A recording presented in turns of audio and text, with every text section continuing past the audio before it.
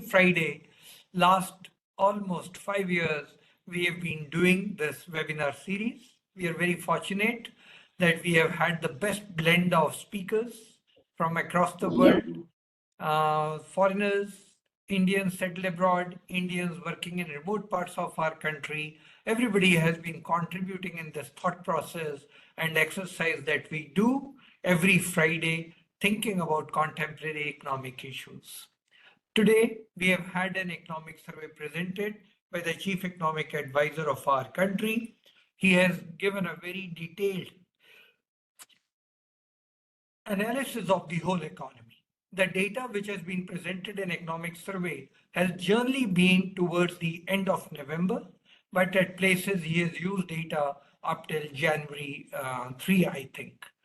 So he has used almost the latest data that he could have used, the economic survey data, which for January 3 would have been in publication, I think, either on January 10 or January 17, just before printing.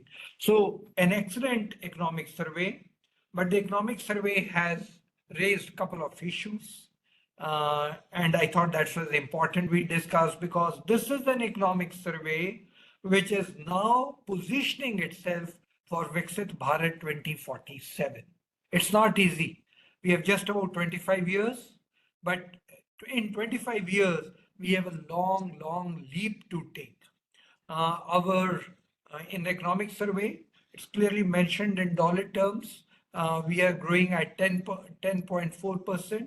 So obviously our trajectory and growth from the fifth largest to the third largest is obviously going to happen. But as economists, trained economists, we all know that Viksit Bharat story is on per capita income. And per capita income today, we are at 2,500 US dollars. America is 82,000 US dollars. China is around 15,000 US dollars. The Viksit definition is around 14,000 US dollars. How to cover this? And while 2047 is still far away, that $14,000, $15,000 threshold for Viksit Bharat is also going to move. And therefore, if you look at the last few years of growth in per capita income, we are growing around 5.4%. If we want to get the per capita income of 14,000, we'll have to grow around 8%.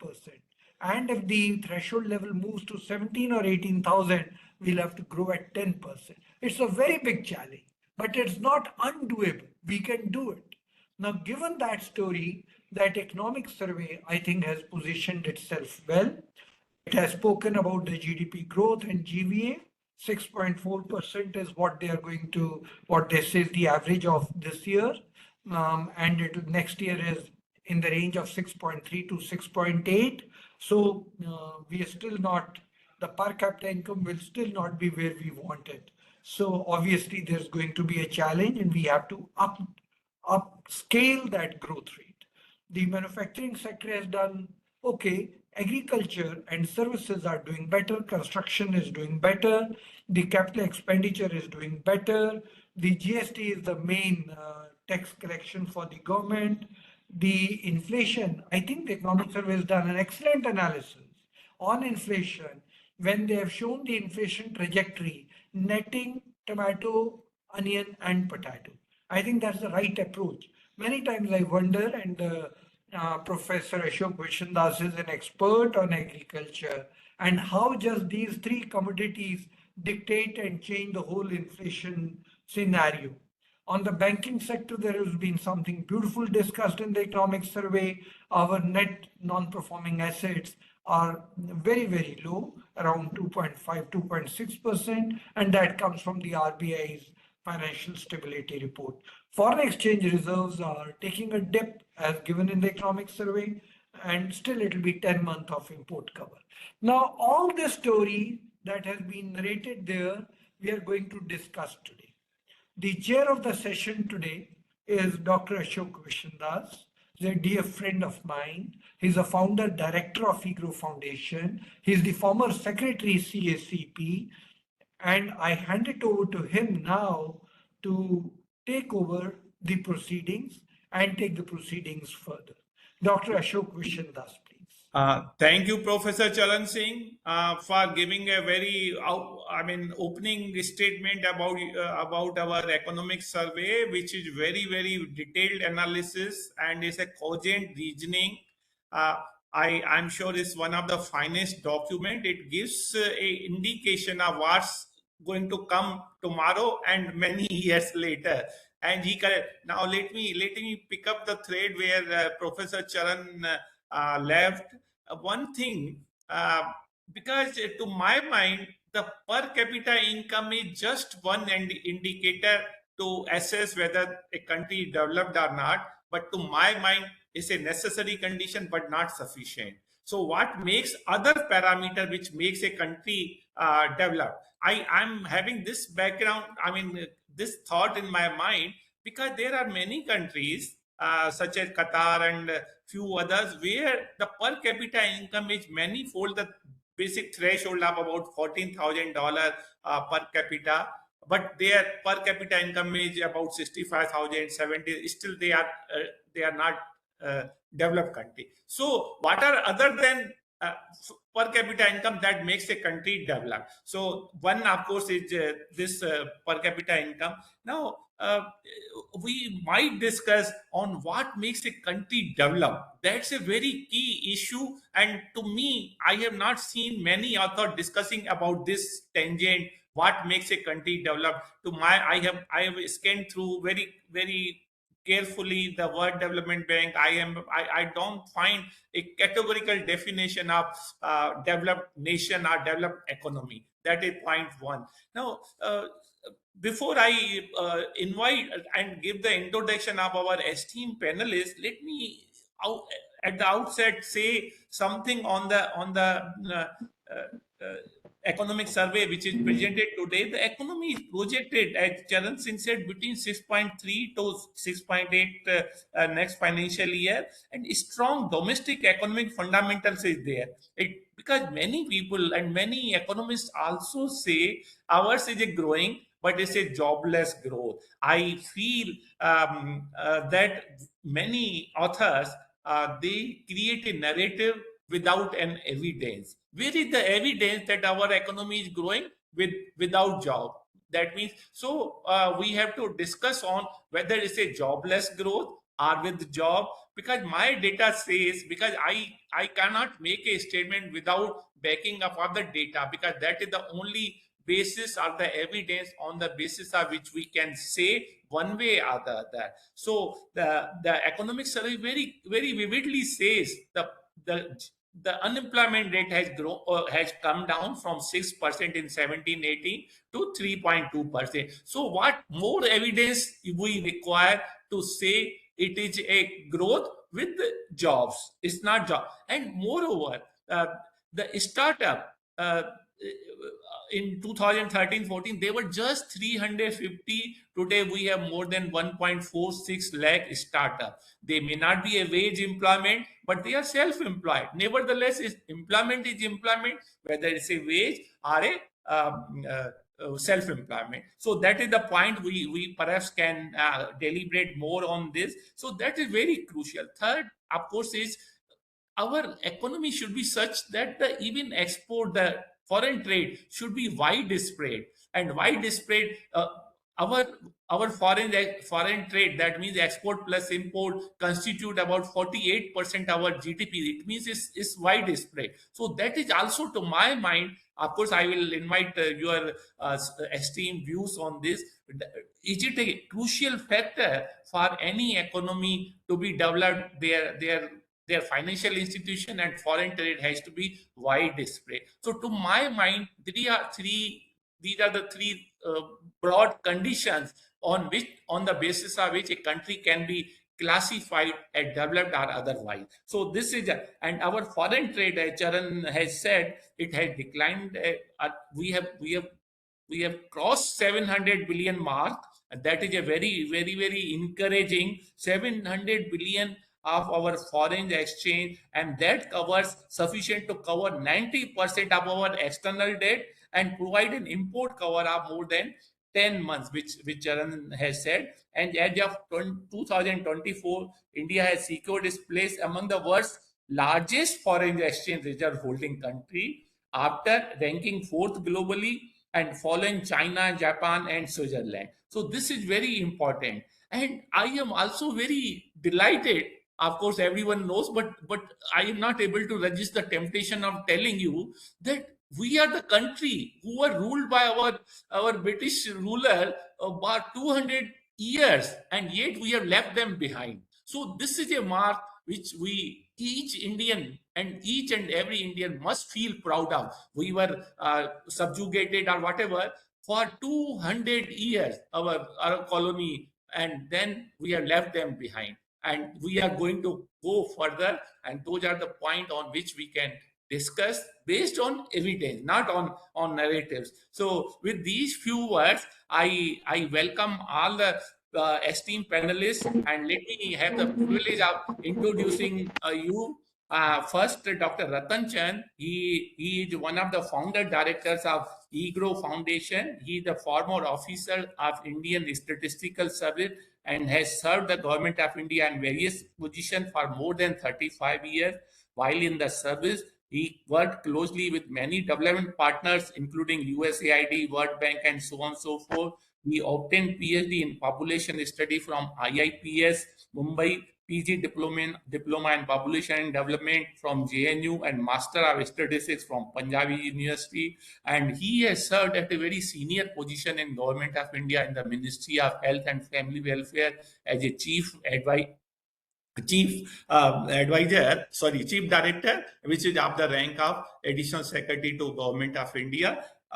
Next is Saswati Choudhury. She has been with the OKDI SCD Guwahati since 2002, and it's a ICSSR institute. She was a PhD fellow at Indian Institute of Bank Management, Guwahati. Her area of work includes regional development, gender, and health.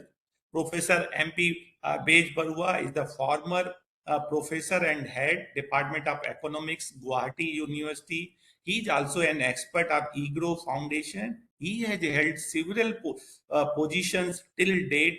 Now, and he has been member of ICSSR from 2017 to 20, director in the board of Assam Power Distribution Company, members of RBI Committee on Financial Sector Plan for Northeastern region, and he was director in the board of directors of Assam Industrial Corporation from 2001 to 2005, member of advisory committee for preparation of human development report Assam in 2013. He has 6 books, 53 papers in journals, and 28 articles in edited volumes to his credit.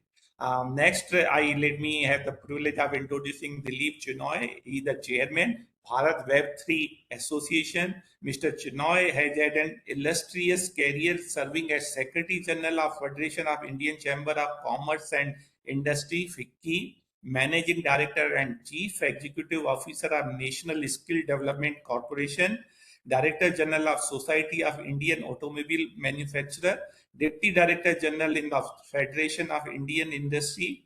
With decades of experience in leading domestic industry bodies, Mr. Chenoy is a renowned figure in policy domain, and his expertise and contribution have been invaluable to the Indian industrial business landscape. Let me have the privilege of introducing now Professor G.M. Bhat. He is a distinguished academic with over 34 years of teaching experience and more than 39 years of research experience.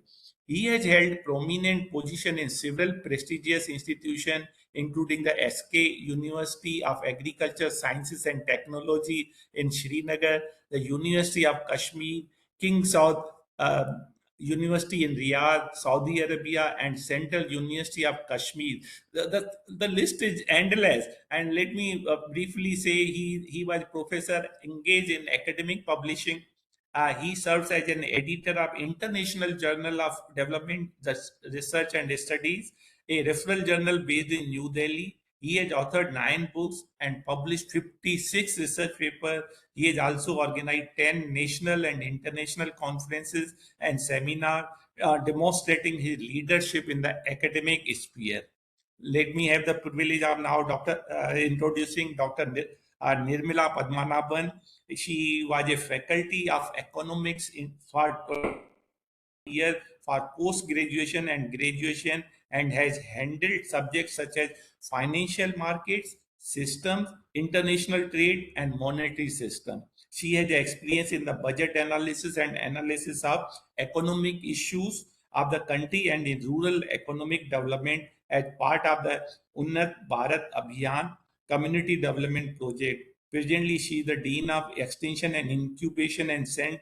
Teresa College, Ernakulam, and with overall charge of community development projects undertaken by the college and responsible for overall guidance to the business incubation and entrepreneurship development initiative of the college. She was a member of Public Expenditure Review Committee of the Government of Kerala in 2020-21. Dr. Nirmala was appointed on the board of Dhan Lakshmi Bank with effect from 9 November 2022. Now, Dr. Narendra Kumar Bishnoi is the professor and chairperson, Department of Economics, Chambeshwar University of Science and Technology. He has over 32 years of teaching experience. His expertise spans economic and fiscal policy analysis, regional competitiveness analysis, and venture capital. He has contributed to various state finance commissions in Haryana, developed case study for UNDP, and served on national committee. He has worked with UNDP, World Bank, and other major organizations. He has authored over 60 research papers and successfully completed 22 research projects and mentored 60 PhD. He also engages in popular writing and media discussion. Last but not the least is Dr. Kedar Vishnu. He trained as an institutional economics and currently serves as an associate professor of economics in DLHS, Manipal Academy of Higher Education, Bengaluru. Dr. Kedar earned his PhD from the Institute for Social and Economic Change, ISEC, in Bengaluru, and his MA in Economics from Gokhale Institute of Politics and Economics. His research interests encompass applied econometrics, macroeconomics, agriculture economics, and institutional economics. With over 13 years of experience in teaching and research, Dr. Kedar had previously worked with the Narsi Munji Institute of Management Study, which is prestigious in Mumbai, and Dr. B.R. Ambedkar School of Economic University, Bengaluru. At Christ, which is a deemed university, he headed the economics program and played a key role in launching MSc program and BSc economics program. So he had received the prestigious Ronald Case Fellowship from Ronald uh, Institute USA for doing his empirical work on institutional economics. With these, because I must admit this, the list and the award they have won, each of the panelists is marvelous. And let me also say, I didn't say anything about my dear illustrious friend Professor Charan Singh. I don't think he requires any introduction. He is well known and he's leading the EGROW from the front. So I took the liberty of not saying anything about, but he to say anything about Professor Charan Singh is like showing a candle to the sun. So with these words, I open the forum and for the discussion. Let me start with Dr. Rattan Chand. Dr. Rattan Chand, floor is yours.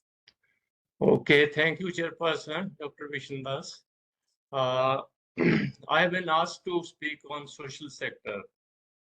So I will keep the things simple, will not go into intricacies. So social sector expenditure as percentage of total expenditure has been increasing in India.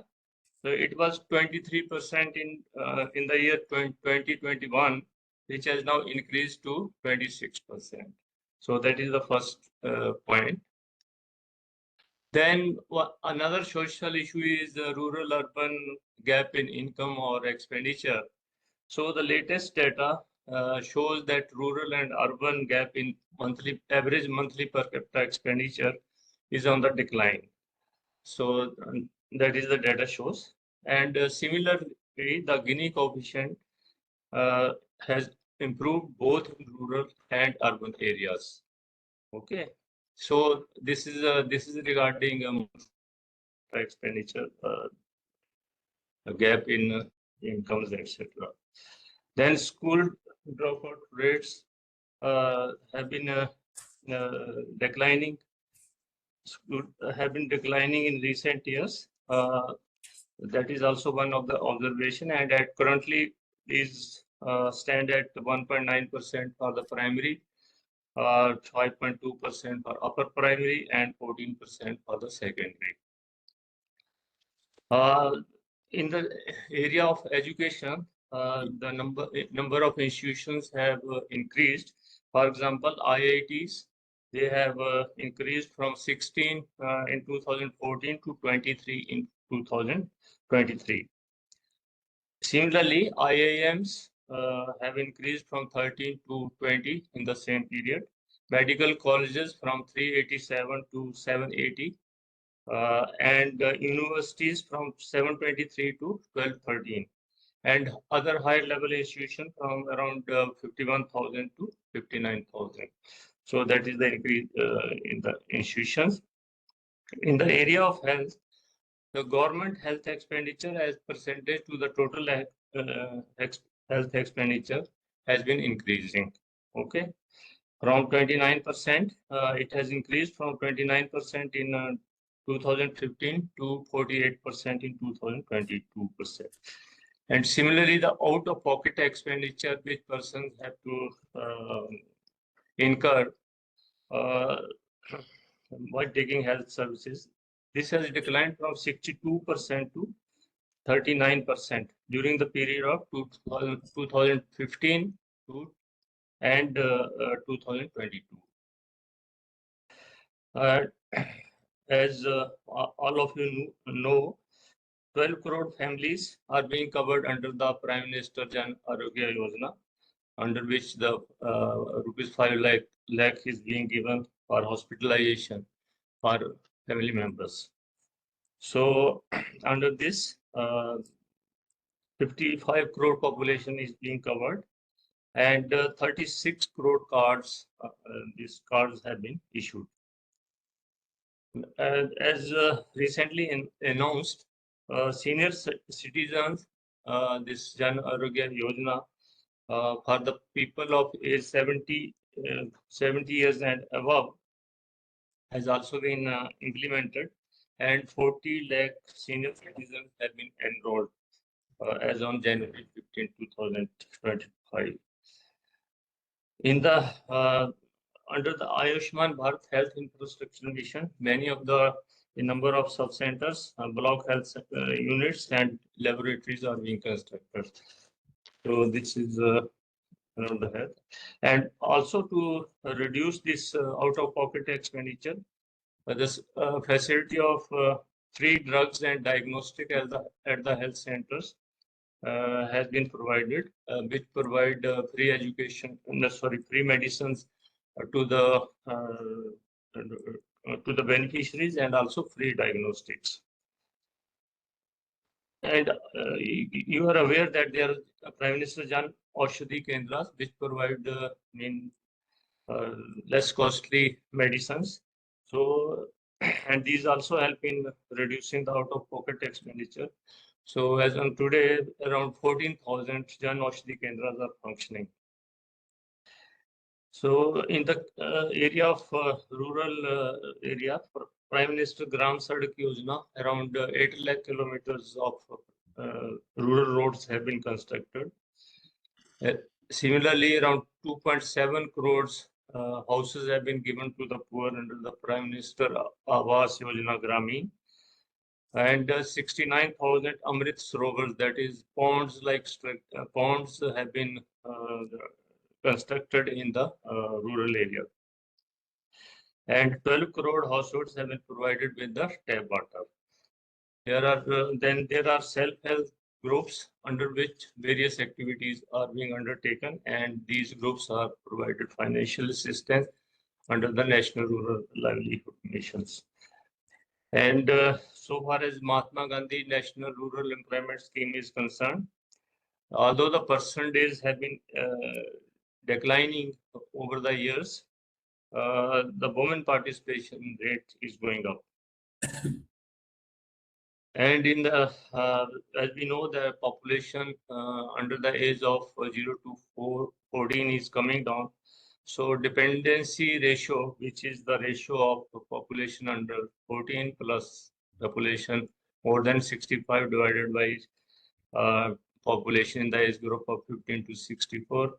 So this dependency ratio is declining, and it was 64% in 2011. It is coming down to 56% in 2021.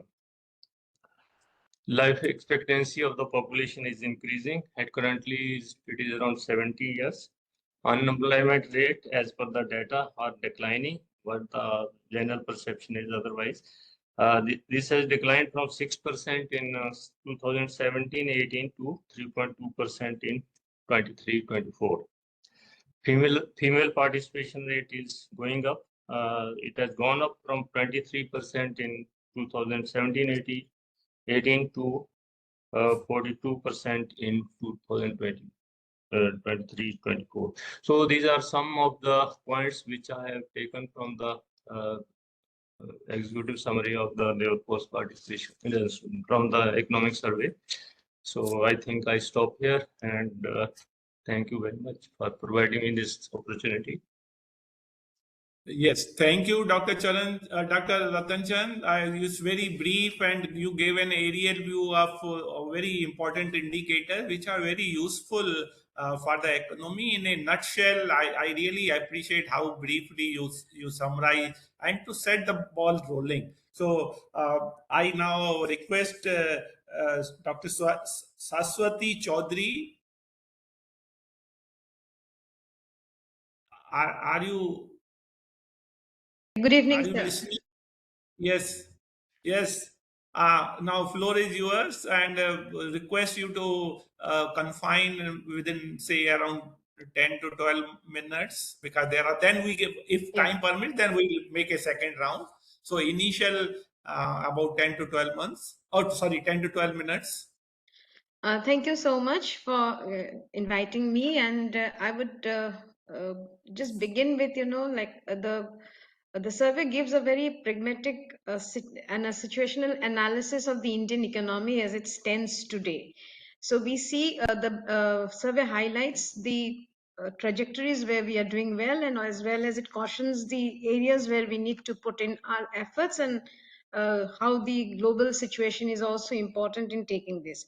Having said that, I would like to say, as I was going through the statistical figures, what I found is, there is certain, the presentation also showed how states which have gone on to do, deregulation in the ease of doing business have also gained dividends. So when it comes to Northeast India, what we find, in terms of the decline in the poverty, in terms of ease of doing business, in terms of rural and urban income divide, there needs to be substantial improvement, and there needs to be much stepping up from the state governments to support the central level initiatives which are taken. So that is one thing that I see.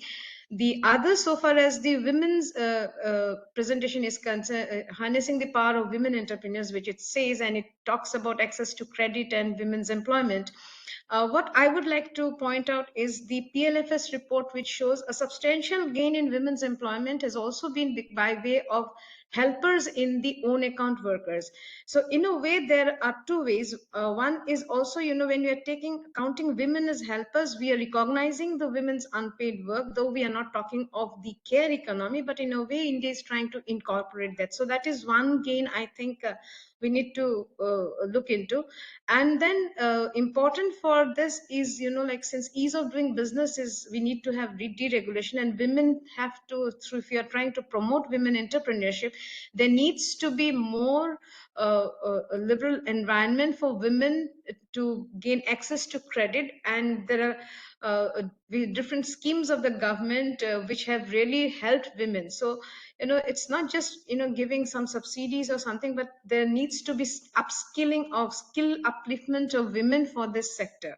So, and the other thing, what struck me in the report is a concern for the like kind of fast food market that is growing, which is also increasing the India's burden on non-communicable diseases. And I think that was a very right kind of an emphasis when it says ultra processed foods too difficult, too big to ignore. And I think that's where we need to really also focus on. And this the whole thrust on millets and all this, and the other kind of women's involvement in this sector, in millet production, other kind of MSME, in food processing, micro level units. That's where I think we can start off. And because this is one area which is directly impairing our health facilities, especially the mental health and the psychological well-being, and which is really a big issue for India. So I would stop with these initial comments and then move on. Thank you, Dr.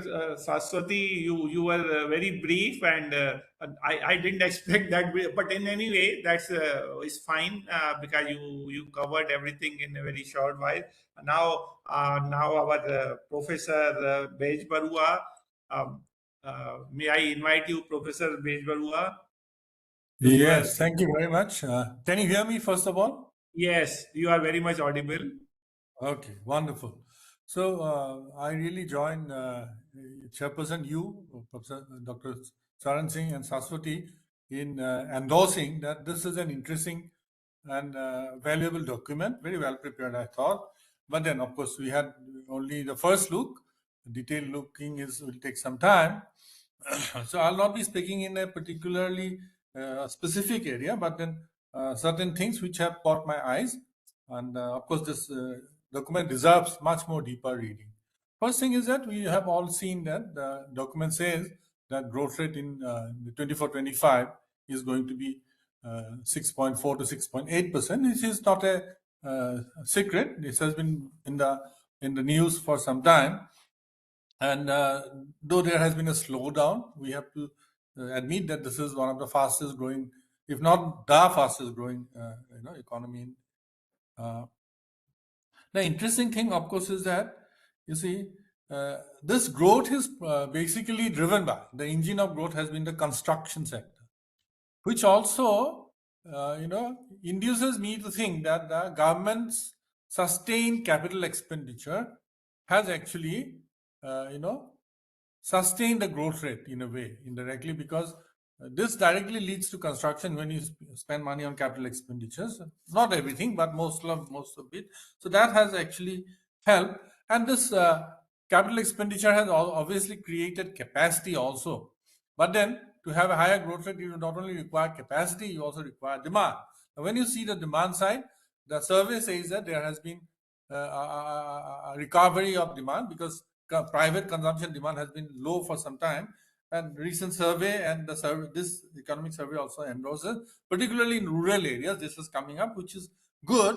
But in urban areas, these need to be boosted, which I think so. Tomorrow, the finance minister will have some opportunity to do that. Maybe she can think about, because there is a complaint that the middle class of India has been overly taxed actually, and so there will be opportunity to give some tax relief, or from GST also. Some GST tax rates need to be, I believe need to be reduced. For instance, we can take the health insurance, which is a very important product. So if you lower the taxes there, probably in fact collection can be even better. So that is one point which the survey doesn't necessarily mention, but it leads towards that kind of an argument. The other thing is that the survey indicates that the nature has been kind to us. There was good monsoon last year, as a result of which agricultural growth was quite good. By the way, I'd like to mention for younger people that 3.5%, anything close to 4% of agricultural growth is considered good, because agriculture by itself it cannot have 8%, 9% growth. That will be very rare. So 3.8% is extremely good, and this is good news for another reason. This might actually help us lower the food inflation, which has been the major bone of contention, right? Because core inflation, this report also mentions, has actually been quite manageable, but food inflation up and down and all that. Our chairperson also mentioned. So this is something, again, a good news. Now, regarding employment, the figures, of course, we have to read with a little more carefully. They don't go very deep into it. Maybe, the first of all, that there has been an increase in workforce participation is a good news, right? But the fall of unemployment to 3%, we need not be overly joyed about it, because there are two things we have to look into it. Our chairperson also mentioned that there has been increase in the self-employment category, and self-employment is not necessarily really everybody is a startup owner or a great entrepreneur. So many of them are actually just self-employed because they are not finding work anywhere. One has to remember, and it's said time and again, the poor cannot afford to be unemployed, so they have to find some kind of employment, so they become self-employed. So employment situation may not be entirely good. All right. And so this is something we really need to take with a little bit of, carefully, this number. And another thing which actually endorses my point is that we know that in the last some time, particularly after the COVID, there has been the workforce engaged in agriculture has gone up from 41% to about 46%, which is a reversal of the usual trend, right? And in the rural areas, the percentage of agricultural households have actually gone up from 48% to 56%. So people are going back to agriculture, probably not because agriculture has become extremely lucrative, but because they have nowhere else to perhaps grow. So this is something I think we need to take into account. Now, there are other very, very interesting chapters. I'm not saying only a few chapters are interesting, or perhaps every chapter is interesting, but my area of interest, because of my area of interest, I think one chapter which I would like to read in details, agriculture and road to, basically management of food. So this is very, very interesting and important because of the current controversies regarding food management, MSP and all those kind of stuff. Farmers want one thing, whereas the economists and the government wants another thing. Then opposition parties are also there. I think this is an area which is extremely important, and this chapter I have to read thoroughly. I'd not like to make comment whether it's good or bad. I'm sure there's a lot of interesting material there. But one opinion I have here is that we should not be doing politics regarding food policy, food management, and all that. So we should try to go and develop a consensus among all, including all stakeholders, including the opposition political parties and also the farmers. Otherwise, we cannot move these reforms, which are urgently required, forward. So this is one thing. The other very interesting chapter is Professor Dr. Charan Singh mentioned a little regarding the medium term, outlook and all that, where they are talking about actually Viksit Bharat, how Viksit Bharat can be achieved. And finally, they come to the trust that we need to deregulate. Now, deregulation, again, details I haven't gone in. They said even the deregulation is most needed in the MSME sector. I think this is an area which requires far more detailed analysis. Probably they have created a base for this in this particular survey. One can be taken up because unnecessary regulations need to be done away with, but new regulations need to be brought in view of AI and invasion by AI and other kind of things, I think. So that is something which we really require to look into more details. But then I think this is one important chapter because it talks about what are the requirements of Viksit Bharat and all that, and very honestly and frankly they talk about it. The other one very interesting, I think, readable chapter, which I have, again, none of us probably have had the time to read thoroughly, is a labor in the age of AI. This is extremely important. Okay, AI is already creating a lot of havoc, not only in the stock market, but also a lot of fear. Like Donald Trump has created a lot of fear among a lot of sections. Similarly, AI is creating a lot of fear, which are not yet materialized regarding employment opportunities and all that. So this is something, which I think this chapter is not one day, sort of advance in time. Actually, it's absolutely timely. We need to sort of look into this. And actually, Agro Foundation, we had some discussions on these things, and Labor Economic Society is also having a lot of discussion. But then it's a good thing that the economic survey includes this. Actually, frankly speaking, I don't have any more material to talk about because I had a very hurried look into the whole document. But I must say, I like the document. It's a very important and well done document. It's not. It's quite apolitical and it's quite interesting. Thank you very much. Thank you, Professor Bezbaruah. You covered a lot of issue and you flagged the important points also, like labor force participation rate, the growth, and then employment or unemployment for that matter.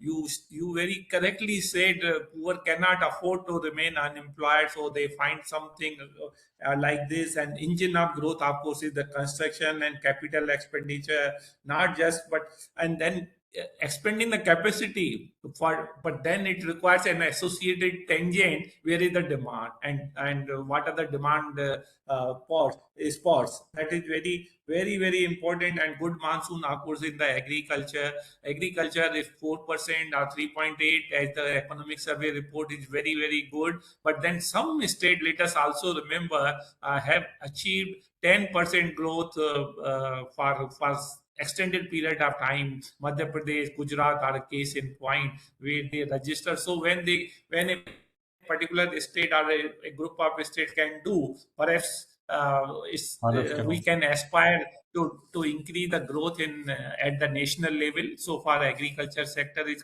these are the issue on which we can debate very deeply. But before we go further, let me now call upon Dilip Chenoy. He has a very rich experience of the industry and other things. So Dilip Chenoy, your thoughts on the economic survey. Over to you. So thank you, Dr. Ashok, and thank you, Professor Charan Singh, for having me here. It was a pleasure listening to the earlier speakers. I just want to actually take some 4 or 5 issues which the Chief Economic Advisor flagged and then relate them to how they figure into the whole industrial growth scenario. I think the first thing he flagged, and this is a debate which is happening, he actually talked about deglobalization, right? In fact, there's a great, presentation. In his presentation, there are 2 slides on, the era of deglobalization and the challenges and the trends there, and how China is emerging as a manufacturing base, which we know. These 2 things we know, right? But in the economic survey, he has actually talked about, the economic survey talks about 5 very important points here. And, I'd like to actually talk about them in the context of Viksit Bharat and what he wants to do, 2047. The first thing they talk about is actually capacity utilization is around 74.2, close to 75%, right? And, over the last few years, consistently, the whole thing has been that, there's no private sector investment, industry is not investing, etc. And I think this year you'll see a turning point as far as that is concerned. But normally when capacity utilization crosses 75%, there's huge investment. The second figure that he actually quotes in that the economic survey actually quotes is the order book for capital equipment, domestic capital equipment, and that is showing robust growth. And looking at 23 to 24 months of order book position, which signifies that there is going to be some significant investment coming in over the next few years. The third point, which actually comes out very interestingly, and I don't know, maybe EGROW Foundation will have the data much better than I do, and I didn't have the time. I was echoing in mind a lot of the thoughts that Mr. Bezbaruah made because he didn't have time to read through the document. But MSME credit growth has outstripped credit growth to large industries. It's a very interesting phenomenon. I don't know how many years this has happened before, and the rate of growth for MSME credit. And one of the big things that when we talk to MSME organizations, they talk about the challenges of credit. Now, is it because the large industries were not expanding and therefore there was no credit? And this is a converse thing that has happened there. I do not know, but maybe the data would actually come out. The other interesting thing which I found in the whole survey was about certain successes in the production-linked incentive scheme. Right now, if the biggest success, of course, is the mobile phones, right, where we have reduced the imports by 94%, right? So that's a huge kind of a thing, and electronics imports are the second largest and may overtake oil imports as we go forward. And what are the lessons we learned from that, and how we've actually looking at the other sectors, they have PLI growth, and they talk about the textile growth here. So is it that we need to actually focus a little more granularly and look at making it ease of doing business, getting the states involved, as we did in the mobile sector, to actually enable the PLI schemes and the manufacturing to take off is a very interesting aspect which comes out of the economic survey. The next point is again fairly interesting. When you talk about, in his presentation, this is not really there in the he talks about the whole what industry needs to do, right? And he comes out with a very interesting aspect of what industry needs to do, and he's actually got 3 slides in his presentation, and of course talks about ease of business, etc., doing that, and then the industry specific things that they talk about. I'd like to actually spend a minute on them. First, of course, in investing in R&D. This is a no-brainer, right? Our private sector investment in R&D has been lagging, right? Again, given the quantum computing mission and the AI mission, I think that's should we look at a research-linked incentive scheme like a production-linked incentive scheme? I don't know whether that's coming or not coming here. The second, of course, is balanced deployment of capital and labor asked from industry. Do we need more labor intensive industries going forward, textiles, food processing? And Saswati made a very interesting point about saying that processed food, right? But again, if you take the example from the steel sector, which grew, and the ferroalloy sector, which grew, there are 2 sectors which grew at a very significant, and they're specifically mentioned along with the shipbuilding, where we are now 33% of global exports, right, from an average of 2% across the thing. So are these lessons that we will see something happening tomorrow? Unlikely, may happen next year, because there's a lag between what the economic survey proposes and the budget. And the whole issue which has been in the news very recently, especially after the 90-hour work week discussion about fair and equitable distribution of incomes, workplace culture and mental health, and workplace safety. But there's one very interesting box which he made in the presentation was strategic thinking for a resilient industry, a resilient India. So I think that, for the first time, we're actually seeing an ask from business and industry. Normally, that ask from business and industry is actually put in different chapters and hidden somewhere differently. So that way, I believe that it's a very positive economic survey, very different, very balanced. I think Mr. MP Bezbaruah said it's a apolitical survey. And I believe that if all the stakeholders will look at it as a positive document and try and address some of the issues addressed there, we could address the per capita income. I think from a different view, while we are growing at 6%, right, the growth rate of other economies may be lower than India. but their addition of economic value over the year is sometimes 2x or 3x of that in India. I think, we got to understand that we should not just look at percentage, because 7% of 100 is 100, but 4%, 7% of 100 is 7, but 4% of 200 is 8, right? So they're adding more.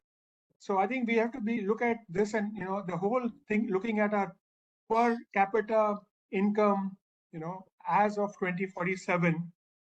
There's one word which I have not heard very much, and I've not been able to find it, is productivity. We have to focus on improving productivity as a nation, and we got to look at different sectors going forward. So again, thank you very much for inviting me here, and these were the 10 points that I wanted to make. Thank you very much.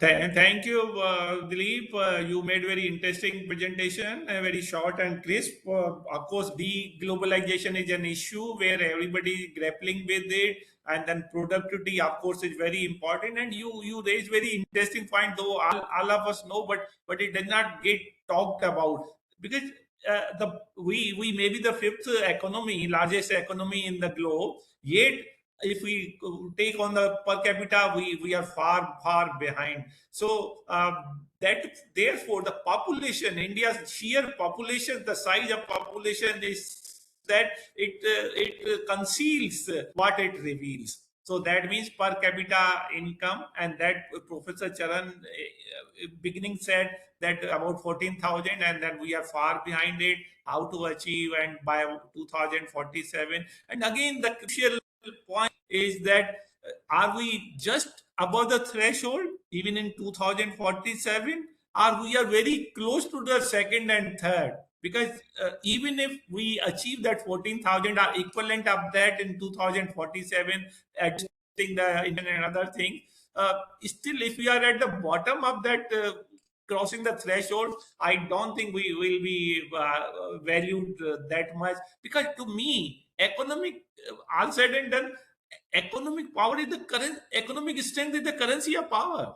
Because we have seen many countries, they have used this as an instrument of arm twisting the other countries. You see USA, what they are doing, the Ukraine, and again we are seeing what China is doing through BRI. So though there are this is full of all such examples, but that will take me to a different thing. But I think you made very interesting point: capacity utilization 74%, and lack of private investment, and MSME credit growth, and PLI scheme, textile, all are very relevant issue. And now I invite our next speaker, Professor GM Bhat. Now, Professor Bhat, floor is yours now. Hello, good evening, all of you. Let me first of all thank the EGROW Foundations for getting me this opportunity to be on the panel today. Professor Bhat, you can switch on your video. We are not able to see you, My video is not working. This is a problem. My video is not working on my this laptop. The problem? There is some problem with the camera. But I am really I audible? don't. Maybe Vivek can help. Vivek?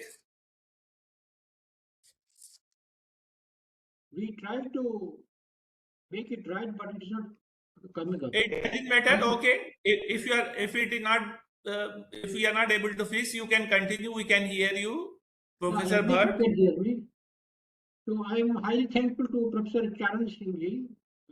He is the person who was behind it, that he introduced me to this EGROW Foundation, and he was the person who put me on the WhatsApp group. And it's because of that WhatsApp group that I have been in connection with most of the people who are at national level integrated with one another. So today's this theme regarding this economic survey, I will be sharing some of my ideas which are related to economic survey report of nation. First of all, let me briefly tell you about the nature of economic survey which we have in the country. At national level, we have the economic survey by the foreign finance ministry, but in some of the states, we also have some economic surveys which is going on in some of the states. But what I feel is that to have a foolproof this informative bulletin in the form of economic survey, there must be some coordination between the Union Economic Survey and the Economic Survey of states, wherever it has been in operation. And it will be better that if all the economies, all the states in the country can have such types of surveys at their level, so that there is a coordination between the union and the state economic survey reports. This is number one. Second thing is that we know that in some of the reputed institutions, the institutions of eminence, a lot of research is being done as far as this economic development, economic growth, social sector development, all these things are there. So why do the Union Finance Ministry take some kind of that cognizance of the research which is being done there at the institutional level? Why don't they use the data which is being generated by these institutions for this compilation of the economic survey report?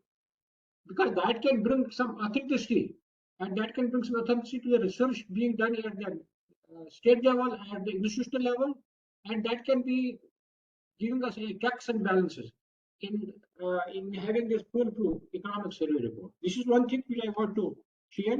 Second thing is that as far as the economic growth, economic development is concerned, and when we go through the economic surveys, we always find out that there is a rosy picture as far as the economic growth and economic development is concerned, both at the national level as well as the state level.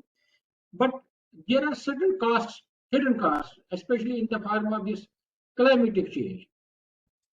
So this is the area which needs our attention at large. We know that India is one of the most populous countries, one of the most populous country in the world, and the energy which is being needed expected to grow about 1.5 times faster than the global average in next 30 years. Emission of carbon dioxide, that which primarily contributes to the adverse climatic change. So unless and until we don't have a check on the emission of these carbon dioxide, there is going to be a crisis in the next 300 years, because once the carbon dioxide is emission, it leaves its hangover at least for 300 years. So unless and until we don't have a control on the emission of this carbon dioxide, it will be very dangerous for the human beings. We know that we cannot change the nature, because there is some kind of that kind of the fundamental coexistence between the nature and the human being. We need nature, but nature has plenty for our hunger, but not for our greed. So we have to be judicious in the use of the natural resources. Unless and until we don't make use of the natural resources judiciously, it will create a havoc. Even the use of toilet papers, that tells upon the stock of these trees, green trees. One single roll of toilet paper uses about 1.5 pounds of wood, 37 gallons of water, and 1.3 lakh kilowatts of electricity. Similarly, cobalt and copper, that is being used extensively in the Leon batteries, electric vehicles, and mobiles, mobile phones, and even switching to EVs, that requires uprooting of existing pumps and creating new network of charging of stations. So this hidden costs in the form of both monetary and environment, that is very alarming, and that is to be taken care. Now, problem of overconsumption, which is starker in developed countries. As I said earlier, Earth has enough for needs, but not for greed. To developed countries like India, which are being forced to sign up for the climate commitments, but on the other side, developed nations are in mad rush of exploring more and more natural resources with the use of the artificial intelligence. Even this per capita, this greenhouse gas is highest in some of the developed countries like China, USA, Russia, as compared to developed countries, especially India. So therefore, India has to be on alarm. One thing which is very important for the country is that we must keep some adequate funds for bringing a balance in the climate. So inadequate climate financing is a problem, and that is to be eradicated. Similarly, if you look at the population of the country, there is tremendous growth in the population, and the tremendous growth in the population that calls for more and more housing, and more housing in the modern times we know is uh, mostly using some concrete materials. In the earlier days, when the houses were constructed, there was always that central, what we call is the courtyard, and that central courtyard would give kind of this ventilation as well as the better light, and there was no need of these air conditioners. Nowadays, whenever we go for the construction of dwellings, we necessarily have to go for air conditions. And this air conditioning also contributes to the global warming. And that global warming decreases our welfare. We know that about 90% of India's business leaders, they anticipate that this artificial intelligence will alter certainly office jobs with 83% predicting job development due to artificial intelligence integration. So increasing work intensity, monitoring and surveillance, these are some of the areas where we can make use of this artificial intelligence in a better way. Similarly, better health, diagnosis, remote operations, and quicker vaccine development, that can be also an outcome of the artificial intelligence. And at the same time, this artificial intelligence can be used for improving the productivity. And at the same time, this improving weather forecasting, that can also help us in making some defense in the form of that climatic change.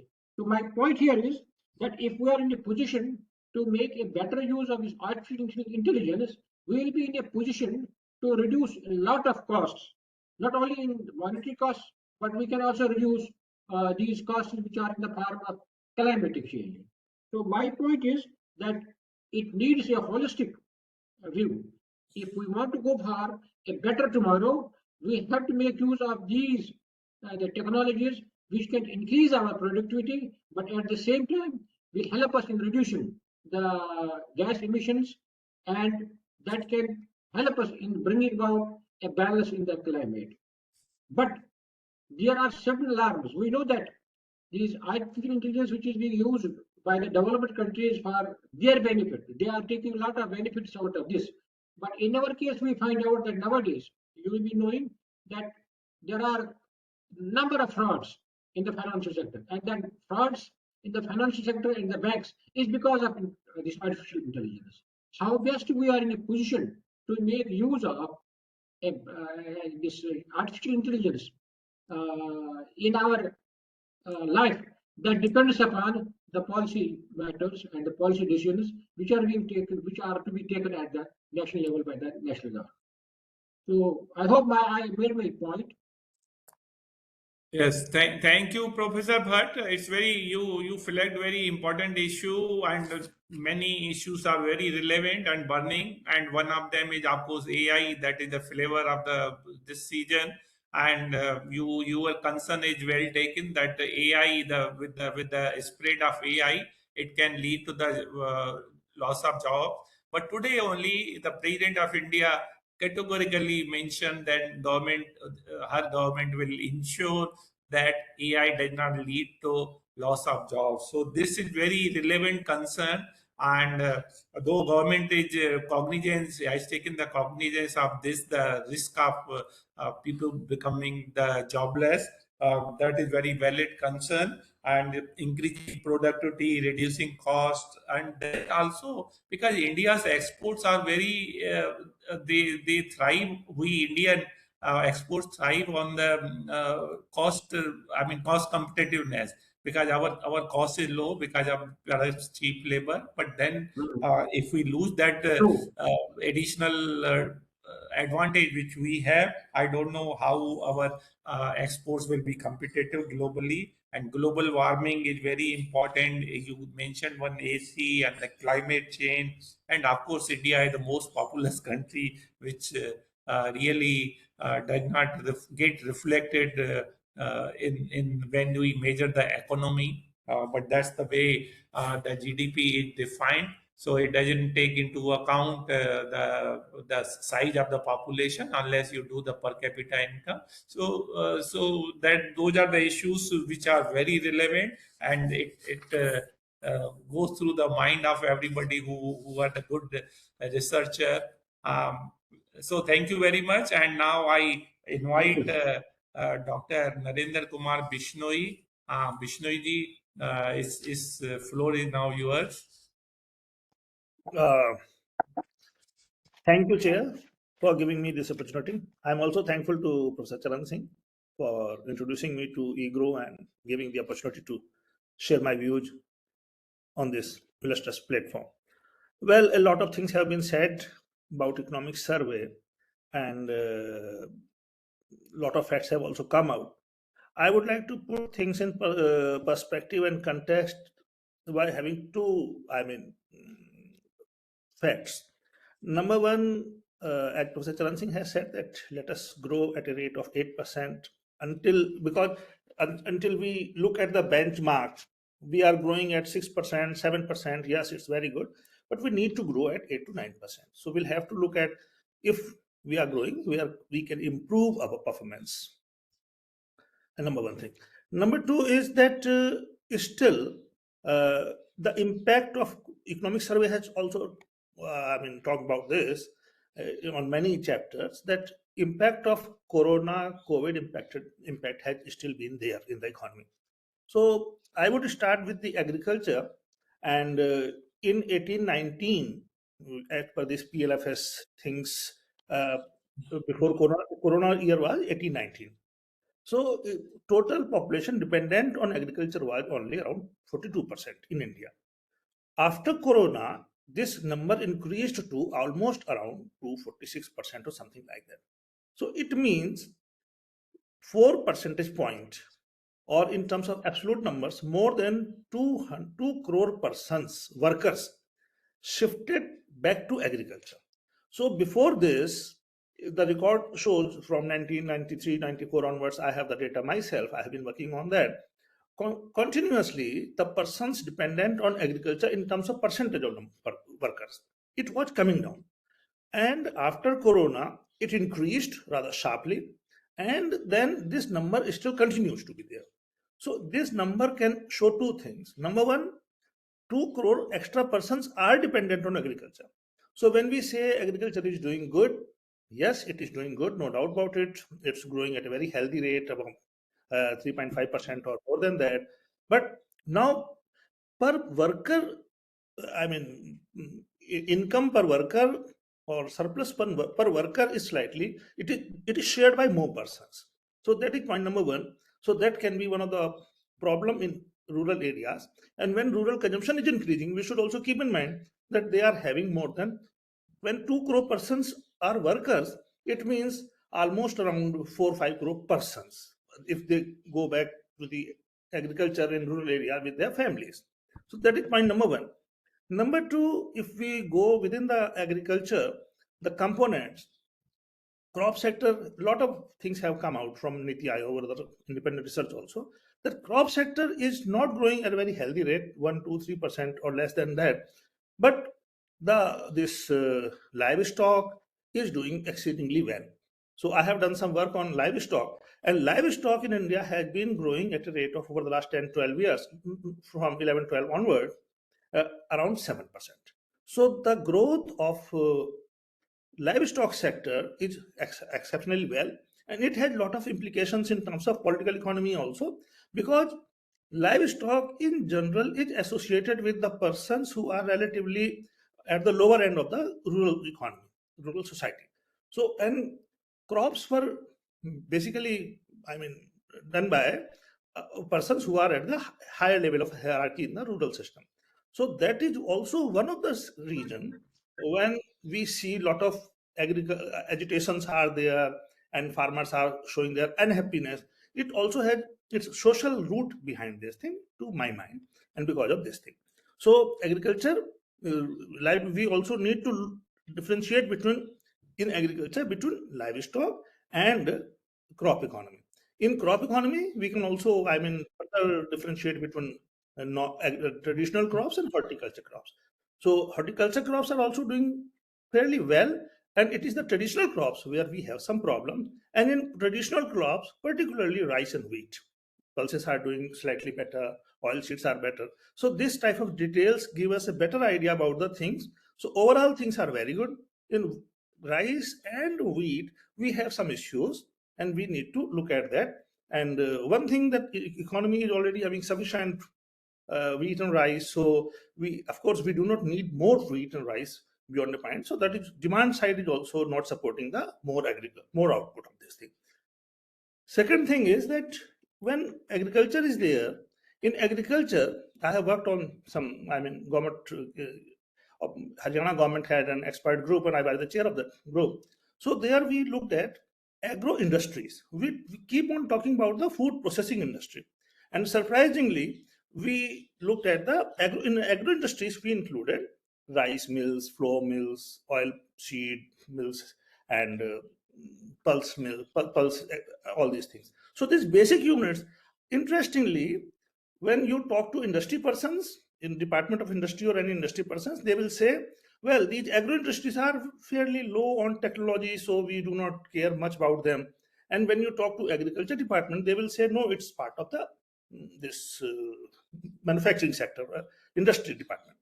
And food processing definition also does not include these basic units in the food processing industry.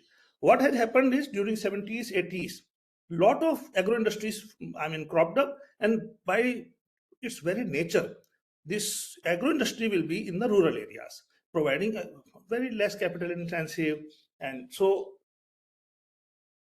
those industries flourished. But now, when more competition is taking place, consolidation is taking place, competitive and efficiency is coming, so those agro industries are somehow not being able to keep pace with the more competitive ones. So now this is also one of the problem. Thus rural industries, particularly in terms of agro industries, are facing a lot of troubles almost all over the country, and that is below our radar. So what I propose is we need to look at this thing. Then in manufacturing sector, Professor Bezbaruah has touched this point, and I would also only add to that is that when we talk of this labor intensive activities like textile and food processing and this leather, so interestingly, these industries are generally located in the tier 2 and tier 3 towns or even below that. Unfortunately, in India, we have not given sufficient attention to the geography of economic development. Most of the economic development is taking place in the few pockets of the country, and concentration of economic activity is there. Most of the employments are created in these places like NCR or Mumbai or Bangalore, and the industries located in smaller towns, particularly in textile, leather, food processing, they are not, sufficiently growing, and this has created a lot of problem for employment, because these are the employment intensive activities. Somehow we have not given sufficient attention to industries to, we call it MSME sector. If for MSME sector we keep in mind that productivity, efficiency, competitiveness of MSME sector need to be increased in across the board, then I think this issue can be taken care of, because MSME need to grow up now. We need to have some approach where MSMEs are coming out of their this smallness cage and they start growing beyond a point. So how can that be done? That is a challenge, and we need to take. The issue related to this is, to my mind, it may be slightly, not very popular, but my research supports this thing, that when we develop roads, basically the presumption is the development highways, expressways will take that development and activities to the far off places. Roads will open up new areas for economic development. Unfortunately, in India, it has not happened for some regions. So when we are developing our infrastructure, particularly roads and expressways, we should keep in mind that we need to have some counter magnets. Counter magnets in the sense that if a town or if a location, say from 300 kilometer, 200 kilometer, 500 kilometer from Delhi or big city, if that can be developed, China has done this thing. If that can be developed by sustained concerted efforts, then only the area between the NCR and that location would develop. Otherwise, the tendency of the economic activity would be to gravitate towards the larger economic mass, that is NCR or something like this. So these are my initial points. With these words, thank you very much. Thank you.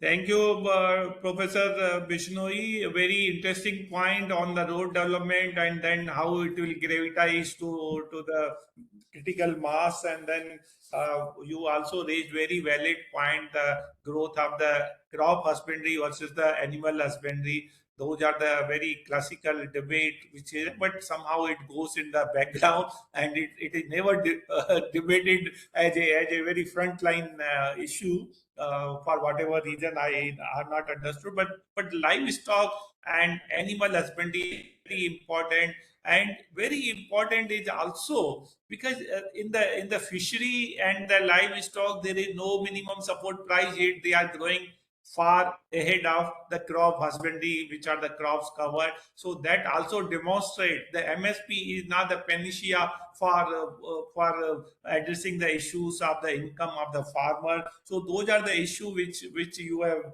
implicitly and sometimes explicitly has highlighted, and those definitely these are the issue on which we can think of. And you also raised very important point that livestock are mostly indulged by the persons who are on the lower end of the spectrum of the economic state of the among the farmers. So these are the issues which definitely, and then the farmers and the agri labor returned, because from 42% in the COVID it increased to 46%. So 4 percentage point is a very big number.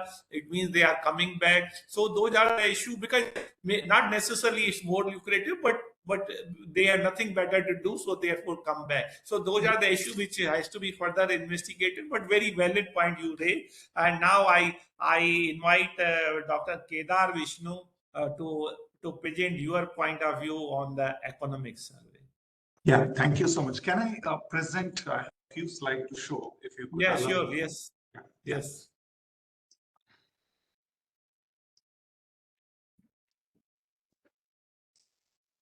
Yeah, thank you.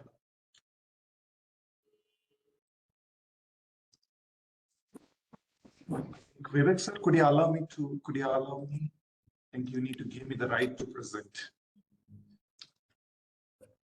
Yeah. Now I think I got the right. Just 1 minute. Yeah. So I hope you are able to see my slides. Yes. Yeah. So many thanks, Professor Charan Singh sir, Vishandass sir, and other esteemed panelists. I think I have very few things to say, because most of you have covered all the dimensions. But then now there are few dimensions which I'd like to cover, particularly like I'll be focusing more on agriculture, but then I'll bring more of the internationalization, particularly after when the Trump has become the president. Now there are a lot of uncertainty with agriculture and other sector. So yeah, slides are moving now. Slides are moving.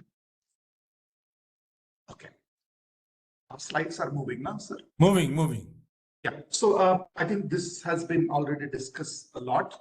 Now, one thing which I would like to highlight here, I think this I have taken from the economic survey. I'm sorry I couldn't get much time to prepare it properly. Now, one thing which I would like to highlight here, I think we should feel happy that there is a progress in agriculture, which is very important thing. But then just think like, from last 4 or 5 quarters, I think we have grown on an average like 2 to 3%.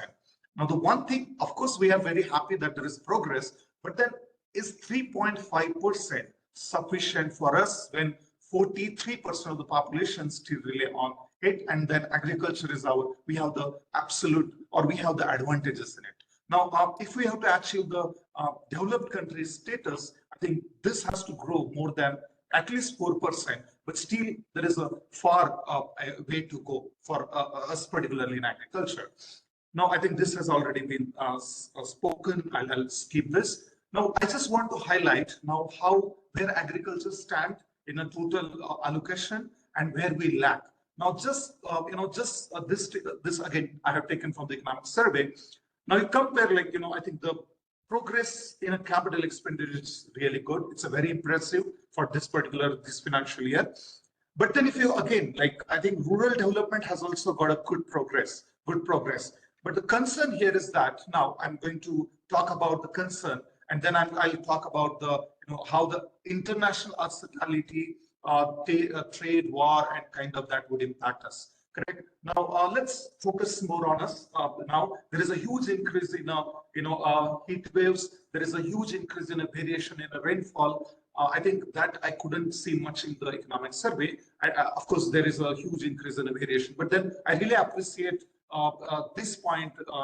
They have presented it for onion and tomatoes, how the heat wave is increasing over a period of time.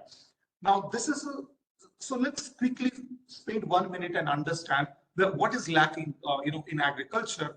Now, if you see the capex expenditure in agriculture for a last financial year, 0.10 lakh crores. This also 24-25, 0.10 lakh crores. Now we have talked about almost 10 lakh crores capex expenditure overall, but then agriculture had just 0.10. Now the problem comes here, like, I think agriculture requires a lot of capital expenditure. Now, even if you look at within agriculture, if you look at the agriculture research and education, I think we are not doing good. Very minimum amount is going for a capital. And that's the reason I don't think we're able to achieve. We should achieve at least 5% growth rate in agriculture. That's very high, but then we have to do that. And to do that, I think somewhere we are expecting that the allocation should be more for the capital expenditure, particularly for next. This year, I don't think we have given more priority for the agriculture. Now, I think the slides are not moving. Okay. Yeah. Now, again, these are the major scheme. Probably many people have talked about. Now, even if you take the Narega or PM Kisan, I think they are helping the farmer to improve their welfare. But then, if you look at the productivity, and there we basically lack. MIS and crop insurance, these are the very important schemes. Of course, we have other schemes, but then we are giving more priority for giving income to the farmer or giving more welfare oriented.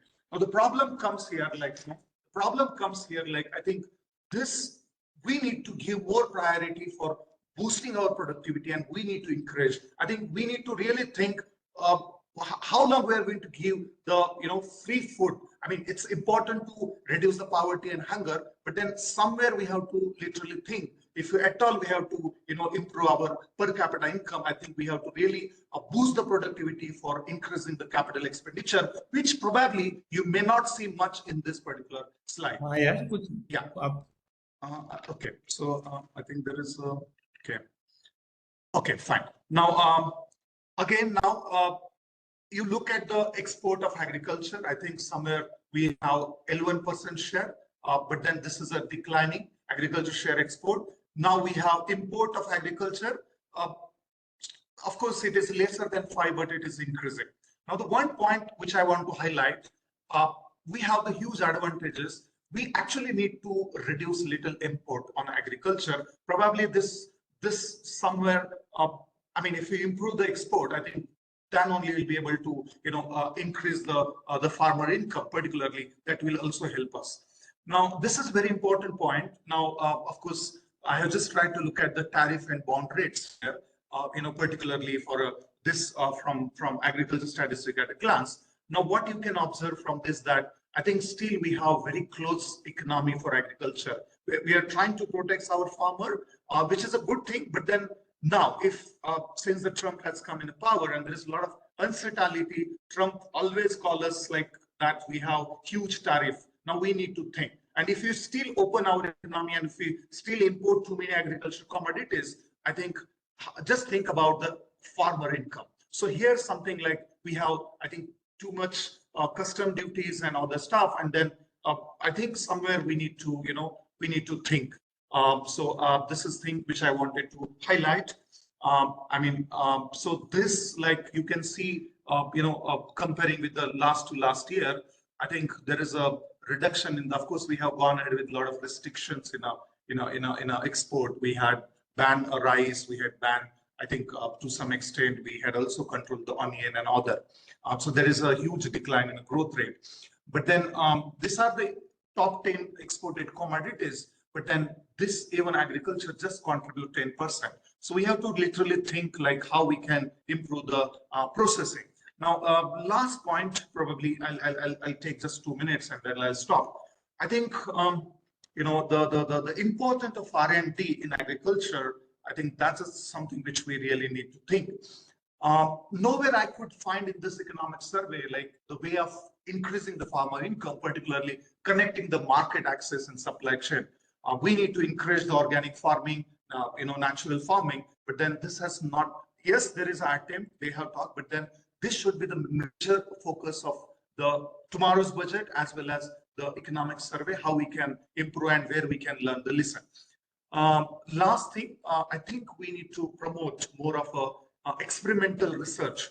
This year Nobel Prize has been given to the institutional economics. We need to learn some lesson from them and how we can boost the private investment in agriculture, because I think you can see in this economic survey there is a disinvestment is happening from last 2-3 years. Now, how we can improve that, particularly how we can bring the international player in agriculture, that is something which is a little questionable. So with this, I'll stop because I think I already taken 5-7 minutes.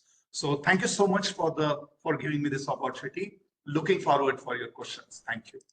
Yes, thank you, Kedar. You made a very crisp and to the point, and it was very useful. Now, I request Dr. Nirmala Padmanabhan to make her presentation, whether orally or by PPT, whichever way. Dr. Thank you. Nirmala? Yeah. Yes. Thank you. And I'm sorry because somebody has to wait, so it was the last. So it doesn't matter. No, it's my fault, sir. I mistook the time, so I joined late. So it's absolutely it's fine. Thank you. So, now over to you. So thank you, Professor Ashok, Professor Charan, and EGROW for giving me this opportunity. I'll briefly just touch upon the mention related to education in the economic survey in chapter 11. That survey rightly identifies that development of human capital is critical for attaining development in our country. And they start off with giving some quantitative data, like that there are 14.72 lakh schools in the country where 24.8 crore students are enrolled with 98 lakh teachers. And they also give some data on the milestones that we have crossed, that the improvements that, the 57% of the schools now have computers, 53 have got internet. Of course, the other side, if you look at it, you say that, okay, 43 is still yet to have, computers, internet, and 9 are yet to have electricity. Some are yet to have basic toilets. Yes, but we are making progress. And they also highlight certain data which says that the gross enrollment ratio has increased at primary level to 93% in schools. That means we are nearly attaining our target of 100%. Secondary education, it is 77%, and higher education, it's 56%.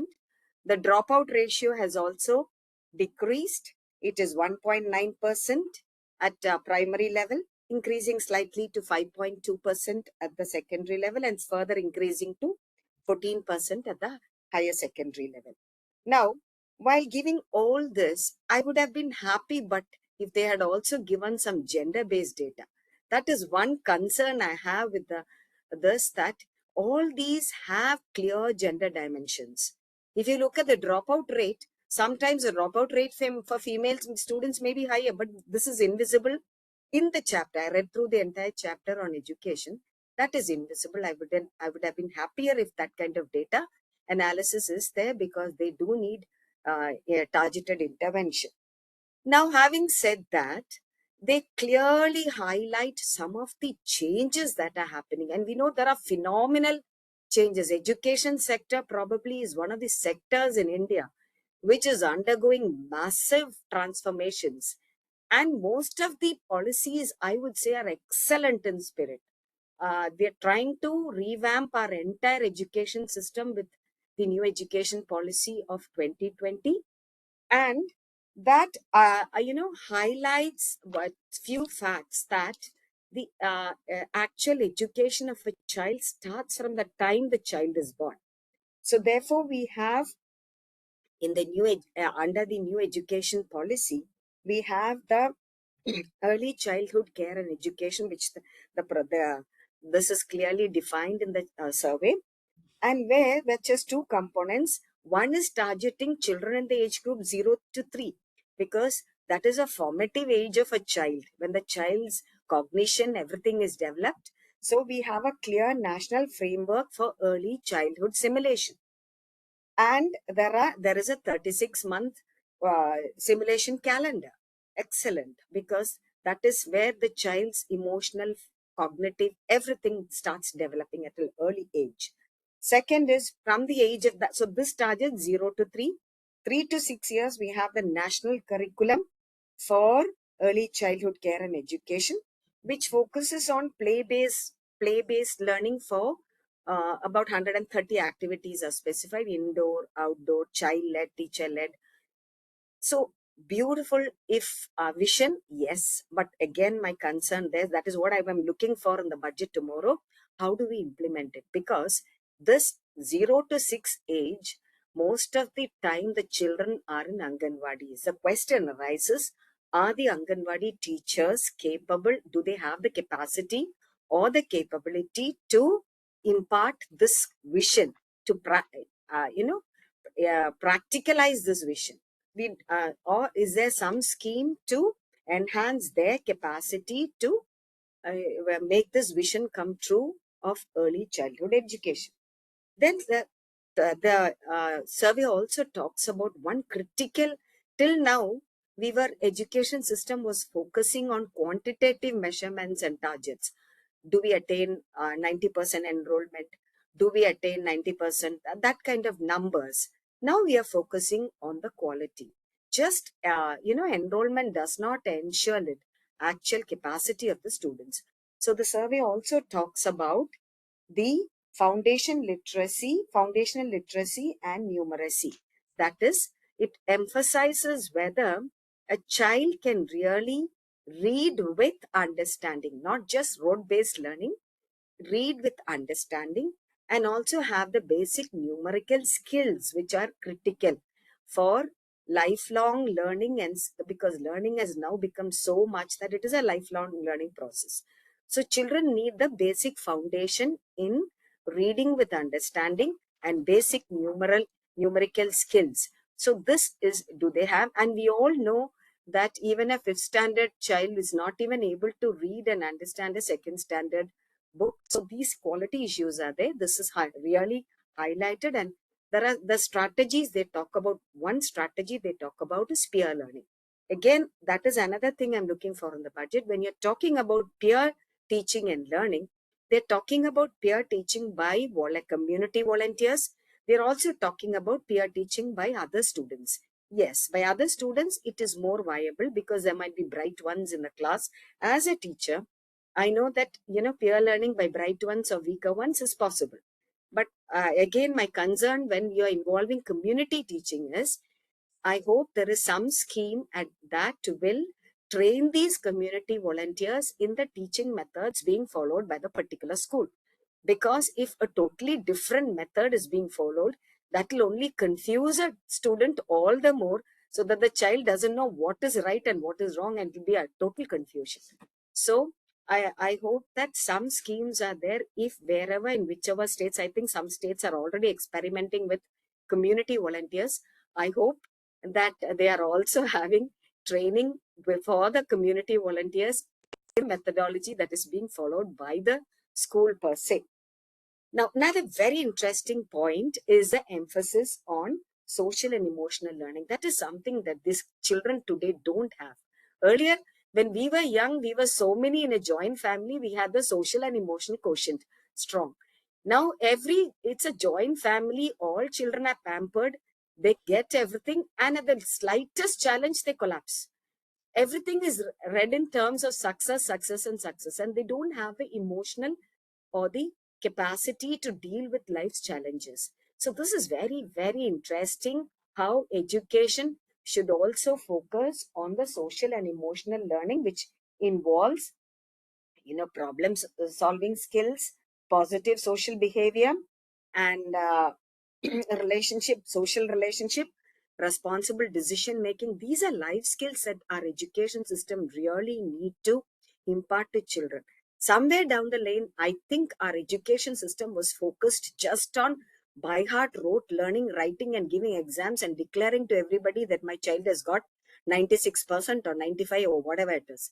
But what the life skills a child has actually learned, we were never focusing on. So this is a very welcome this emphasis, and they're given some examples which has been approved by the SCRT also on the methodology of social and emotional learning.